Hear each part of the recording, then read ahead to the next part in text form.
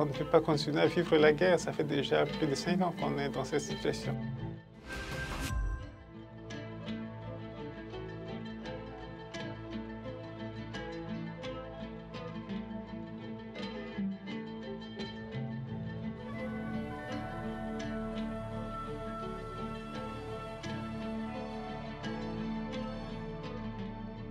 Je voulais donner un peu la parole aux victimes de cette crise centrafricaine occasionnée par l'arrivée de la Seleka au pouvoir à travers d'abord mes publications sur les réseaux sociaux, ensuite à travers cette bande dessinée que j'ai réalisée.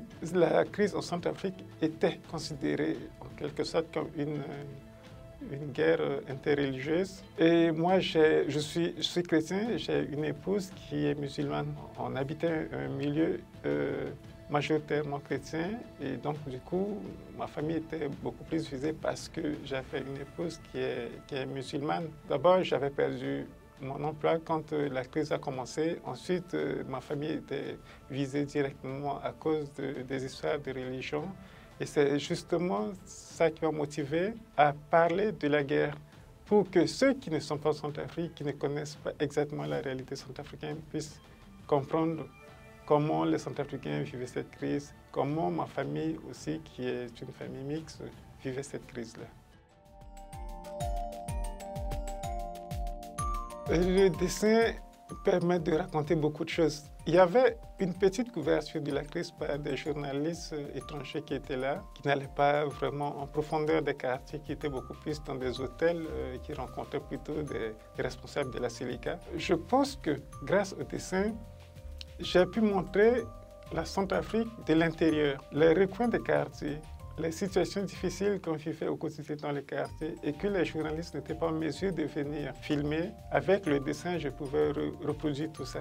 Juste pour ajouter à ça, le fait que nos enfants aussi subissaient ces violences-là et ils reproduisaient la même chose. Moi, mes enfants, je les ai encadrés grâce au dessin parce que je sentais qu'il y avait l'influence des groupes armés sur le comportement des enfants. Donc, je les réunissais tout le temps dans mon atelier puisque je ne pouvais plus travailler. Donc, je les réunissais là et je leur donnais du matériel de dessin pour qu'ils oublient la crise et la violence. Comme ça éviterait qu'ils reproduisent les mêmes scènes. La situation s'est calmée un tout petit peu depuis qu'il y a eu les accords de Khartoum. Le gouvernement, les groupes armés se sont entendus pour amener la paix.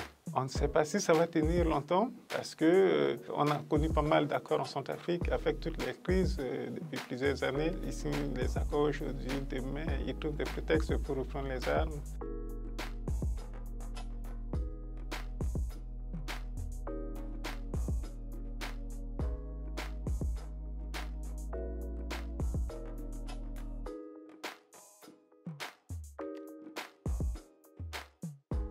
C'est difficile, mais je ne peux qu'être optimiste parce qu'on ne peut pas continuer à vivre la guerre. Ça fait déjà plus de 5 ans qu'on est dans cette situation.